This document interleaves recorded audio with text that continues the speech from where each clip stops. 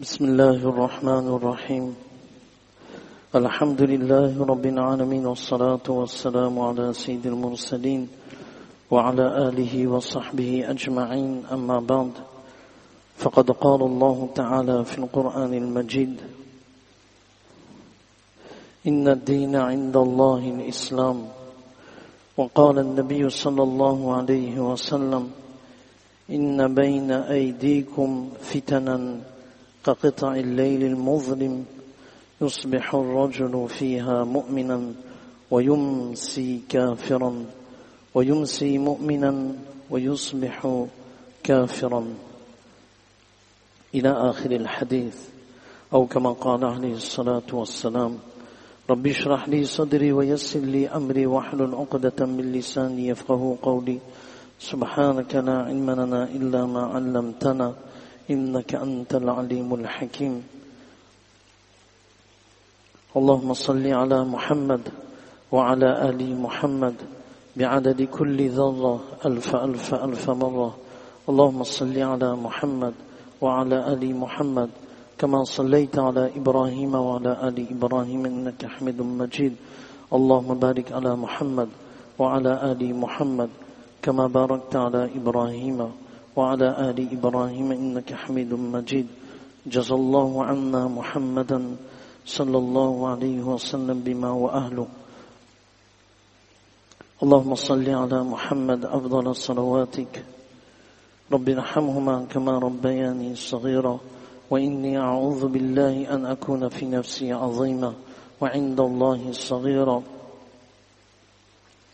اللهم أوزعني أن أحمدك حمدا أكافئ به شكر نعمتك التي أنعمت بها علي وفضلتني على كثير ممن خلقت تفضيلا. Toutes les louanges appartiennent à Allah subhanahu wa ta'ala, le tout clément, le tout miséricordieux, le maître de l'univers,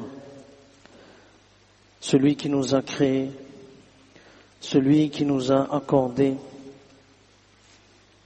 la richesse par excellence, ce kalima la ilaha illallah, Muhammadur Rasulullah, sallallahu alayhi wa sallam, celui qui nous a fait naître dans une famille musulmane, celui qui nous a donné comme prophète, le meilleur des prophètes alayhi salatu wa salam, en la personne de Rasulullah, sallallahu alayhi wa sallam. Allah subhanahu wa ta'ala nous a comblé d'immenses faveurs. Subhanallah. Ce kalima la ilaha illallah, cet iman qu'Allah subhanahu wa ta'ala il nous a donné, c'est un cadeau inestimable. Allah subhanahu wa ta'ala nous a vraiment fait nous a donné ce bienfait qui, lorsqu'on va quitter ce monde, lorsqu'on fermera les yeux, Inch'Allah ta'ala, avec ce kalima, toutes les promesses qu'Allah subhanahu wa ta'ala a gardées avec ce kalima, nous allons voir les promesses d'Allah subhanahu wa ta'ala se réaliser. Les promesses d'Allah subhanahu wa ta'ala sont tenues par Allah subhanahu wa ta'ala.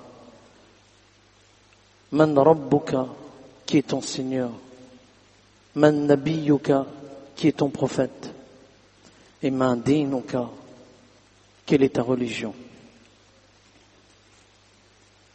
Maintenant qu'Allah subhanahu wa ta'ala il nous a donné ce trésor inestimable, il est important que nous puissions protéger, préserver et sauvegarder ce iman. C'est important. Très important. Lorsque quelqu'un nous fait un don de quelque chose d'inestimable, on le protège. Exactement comme on protège sa famille, comme on protège ses biens, comme on protège tout ce qu'on a de précieux. Mais la chose qui mérite d'être protégée avec autant d'efforts et autant de soucis, c'est notre iman. On a besoin de protéger. Quelqu'un, Allah subhanahu wa ta'ala nous a envoyé sur cette terre pour un laps de temps très court. temporaire, très court.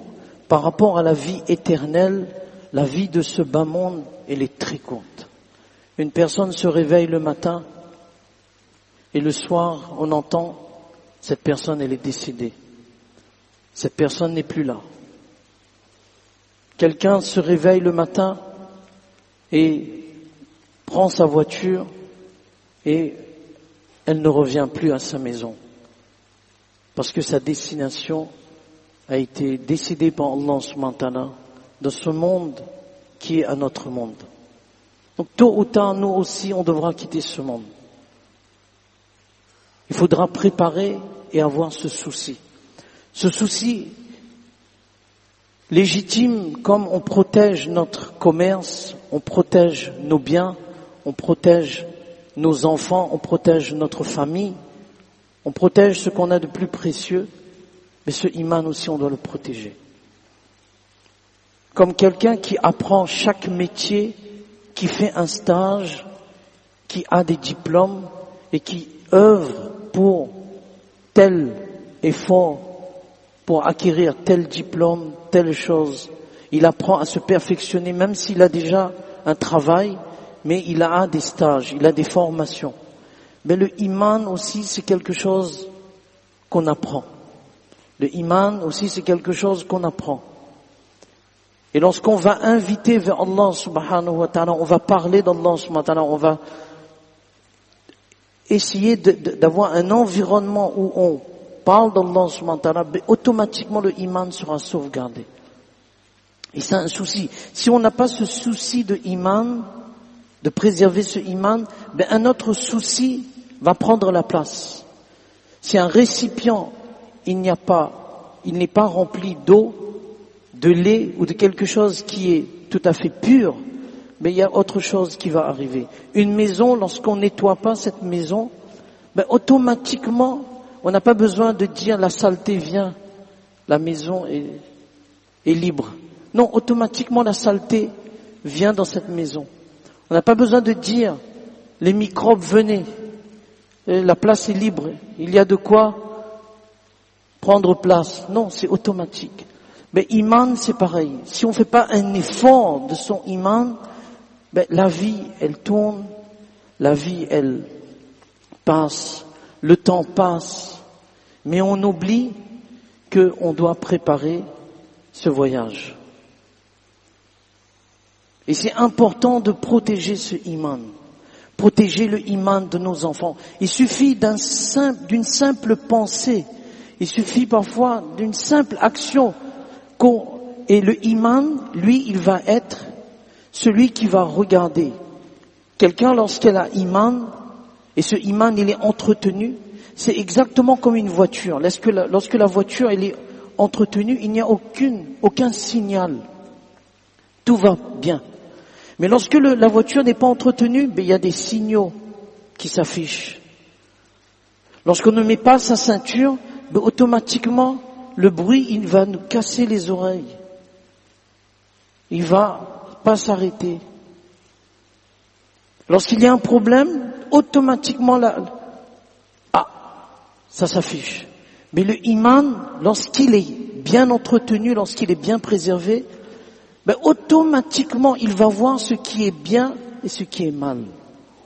Il va faire la différence. Il sait que là, ça va pas. Là, c'est pas une action qui appelle le contentement d'Allah. Il lui arrive de commettre un péché, mais tout de suite, ya Allah, pardon. Mais lorsque le iman, il n'est pas entretenu, le péché devient une action naturelle. Le péché, ce n'est plus un péché, ça fait partie de notre vie. Et là, c'est grave. Et là, on ne voit plus. Même si avec les yeux physiques, on voit, mais avec les yeux du cœur, c'est terminé. Et il y a une anesthésie quelque part. Les membres ne répondent plus. Les membres sont endormis. Mais lorsque le iman, on sait que je dois mourir, j'ai des comptes à rendre, qu'est-ce que je vais amener avec moi? Posons-nous la question, qu'est-ce qui me sera utile lorsque je vais quitter ce monde? Qu'est-ce qui me sera utile? Avant de faire une action, on doit penser, est-ce que cette action, Allah subhanahu wa ta'ala, il est content de cette action? Est-ce que cette action va me m'être utile dans la tombe ou pas? Et c'est là où notre réussite se joue. Et c'est très important de pouvoir avoir ce souci chaque instant de notre vie. Est-ce que, Wallah, ce que je fais, c'est bien ou c'est pas bien? Allah, il me voit, Allah, il est témoin. Il y a un frère qui raconte, il dit, je suis parti travailler avec mon oncle aux États-Unis. Et là, mon oncle, son business, il dit, à cette époque, j'étais aveuglé par les choses matérielles. Mon iman n'était pas entretenu comme il le faut. Donc je suis parti avec lui pour faire ce business qui n'était pas licite, qui n'était pas un business licite. Quelques années plus tard, ma sœur se marie avec un homme qui a le din, qui a le souci de din. Et lorsque ma sœur se marie avec cet homme qui a le souci de din, ils vont s'installer à Chicago, aux États-Unis. Il dit, lorsque, à force de fréquenter, regardez, le vrai ami, wallah, cher frère, le vrai ami, c'est celui qui nous dit, mon frère, ce que tu fais n'est pas bien. Ça, c'est le vrai ami. Le vrai ami, c'est pas celui qui va nous conforter dans notre mal et qui va nous rien dire. Non, le vrai ami, c'est celui qui a ce souci pour soi, ce souci pour son prochain. Parce que nous devons tous être, incha'Allah ta'ala, dans le paradis. C'est ça le vrai ami. Il dit, lorsque mon beau-frère, je m'assois avec mon beau-frère, il parle de din, la vie après la mort. Et c'est là où je me suis rendu compte que, ce que je fais, c'est pas bien. Je travaille pour mon oncle, pourtant c'est la famille, mais c'est pas bien. Alors il dit, comment je vais dire à mon oncle, connaissant le tempérament de mon oncle, même si je lui dis gentiment, il va s'énerver. Même si je lui dis, oh mon oncle, ce n'est pas bien ce que tu fais, mais mon oncle va s'énerver, il va couper les relations. Et c'est ce qui se passe parfois aujourd'hui, on ne sait plus, est-ce qu'il faut dire à la personne que c'est pas bien, parce que la personne va s'énerver, va dire, ben non, ça c'est mes affaires. Mais comment allons-nous répondre à Allah quand on va dire à ce jeune homme que c'est mes affaires? Allah subhanahu wa ta'ala dit, vous êtes la meilleure des communautés parce que vous encouragez vers le bien et vous interdisez le mal. Comment on va répondre à Allah si on dit à ce jeune homme, ce sont mes affaires, c'est pas tes affaires? Comment on va dire Allah? Comment on va répondre à Allah? Allah il va dire, mais ton frère, il t'a dit que c'est pas bien. Pourquoi tu ne l'as pas écouté? Pourquoi tu t'es énervé? Pourquoi tu as fait pas preuve d'humilité? Il dit, comment je vais dire à mon oncle, ce que tu fais n'est pas bien? Il dit, j'ai gardé le silence un instant, j'ai pris mes clés, les clés du magasin, j'ai dit, mon oncle, voilà, j'arrête. Mon oncle m'a dit, en colère, tu fais une grave erreur. Écoutez bien, subhanallah, le din, il sort toujours gagnant. En apparence, le din, il est froissé, en apparence, mais le din, il sort toujours gagnant. Il dit, quelques années plus tard, lorsque j'ai changé ma vie, tout ce que je faisais, je me posais cette question, est-ce que c'est permis ou c'est pas permis? Est-ce que Allah subhanahu wa ta'ala est satisfait de cette action ou pas? Il dit, quelques années plus tard, mon oncle me téléphone. En pleurs, il me dit, oh mon neveu, ce que tu as fait est tout à fait juste. Tu as bien fait de quitter mon entreprise et de partir. Parce que ce que je faisais dans l'entreprise, ce n'était pas bien. Les choses que je mettais pour attirer les clients, ce n'était pas bien. Les choses que je vendais pour attirer les clients, ce n'était pas bien. Il dit, aujourd'hui, je suis sur le point de quitter ce monde. Tellement mes enfants maintenant, ils sont habitués à ce genre d'ambiance où, dans le magasin, il faut tout pour attirer les clients et il n'y a rien de spirituel, il n'y a rien qui est conforme à Allah. Ce que je vendais, ce que je faisais écouter. Il dit aujourd'hui, mais je ne sais même pas si mes enfants pourront lire 3 fois Qul Allahu Ahad lorsque je quitte ce monde. Je ne sais pas. Allahu Akbar.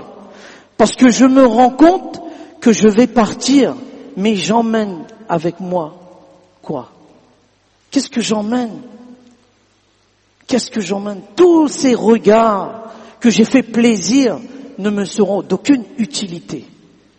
Ne me seront d'aucune utilité. Ne me seront d'aucune utilité. Et wallah, chers frères, parfois on est dans une action qui ne plaît pas à Allah, mais nous on pense que c'est naturel. C'est tout à fait naturel, il n'y a pas de problème. On se rencontre tel jour, d'une façon constante, il n'y a pas de problème. C'est normal, non. Parce qu'avec cette action, Shaitan, il nous embellit. Tu es responsable de telle chose. Tu as un tel statut. Donc pour toi, c'est permis de faire ça. Tu fais tant d'actions, tu fais la sadaqa. C'est pas grave si tu fais un de péchés, c'est pas grave. Mais au moment de mourir, c'est ce péché-là qui ressent, na'udhu billah, et c'est iman qui part. Allah subhanahu wa ta'ala nous en préserve.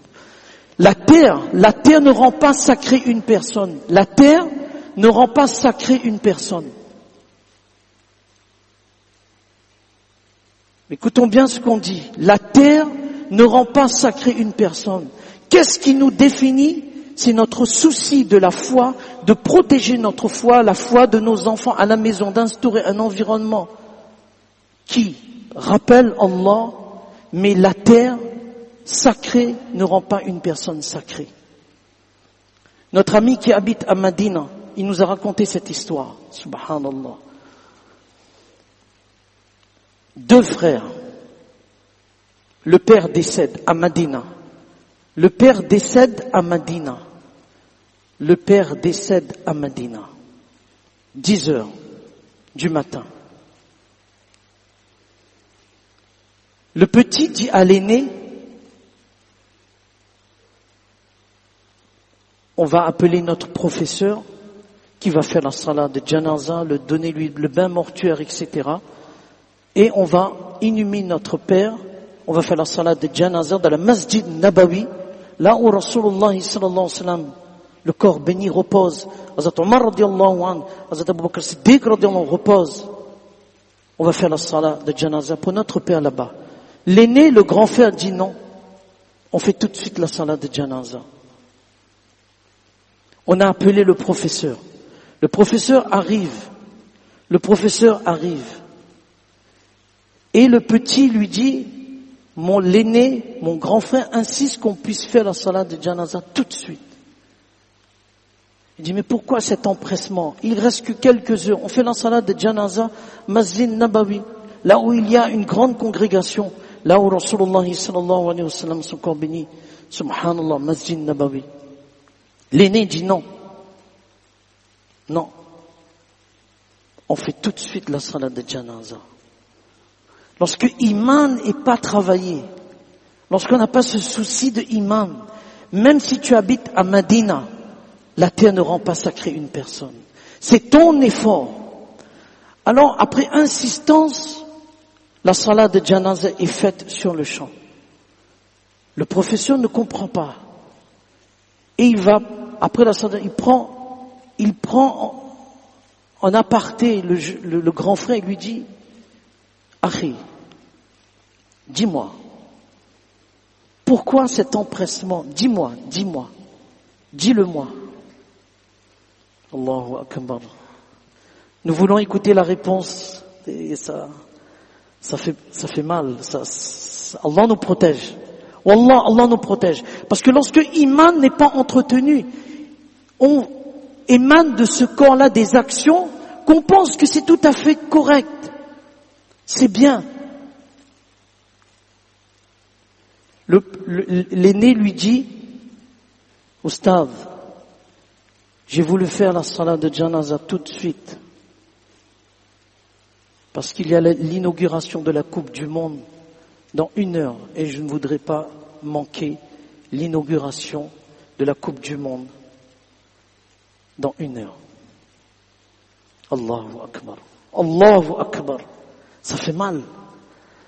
Ton père, qui a tout fait pour toi, ton père qui est là, qui est décédé, et qui a cet honneur d'être inhumé à Madina, Baqi'.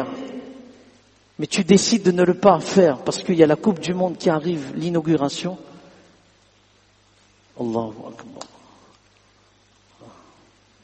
Ça doit nous interpeller. Et ça, lorsque le iman n'est pas entretenu. Parfois on accomplit la salat, mais on pense autre chose. On fait des actions pour nous, c'est correct, c'est pas un péché. Non. Lorsque le iman il est bien travaillé comme il le faut, c'est là qu'on voit clair. Et c'est là qu'on se dit, mais qu'est-ce que j'ai fait? Ya Allah, je te demande. Parce que si dans cette action on décède, on sera ressuscité avec cette mauvaise action. Allah subhanahu wa ta'ala nous en préserve. Allah subhanahu wa ta'ala vraiment, il nous donne la compréhension, le souci de protéger notre iman. Fudayl ibn Ayaz, rahimahullah, il avait l'habitude de dire, je m'étonne de cet homme. Fudayl ibn Ayaz, rahimahullah, il dit, je m'étonne de cet homme qui désire le paradis. Si on nous demande qui désire le paradis, tout le monde va lever le doigt, bien sûr. Je désire le paradis. Fudayl ibn Ayaz, rahimahullah, dit, je m'étonne de cet homme qui désire le paradis, mais qui fait toutes les actions qui ne plaisent pas à Allah. Mais quel homme insensé. Allah subhanahu wa ta'ala nous donne tous la compréhension de ce qu'on vient de dire. Allah nous facilite, Inch'Allah, après la salat, donc il y aura un doigt, une invocation à prendre pour quitter ce monde avec iman. Il y a l'effort, il y a les invocations. Allahumma laqinni hujjat al-iman indal mamat. C'est-à-dire, oh Allah, inspire-moi la récitation du kalima, la profession de foi au moment de mourir. Les papiers sont là. Ceux qui veulent prendre, Inch'Allah, peuvent prendre. Et une annonce. Il y a la mise en place de distribution de colis alimentaires mensuels, zakat, sous forme de colis alimentaires mensuels pour Saint-Paul et ses écarts uniquement. Donc il y a un dossier à remplir et à renvoyer avec toutes les pièces par email ou en déposant avec les différents imams. Et les dossiers seront disponibles à la sortie à côté du tableau ou avec les différents imams que vous pouvez demander. Fajazakumullahu khairan, ahsanal jaza.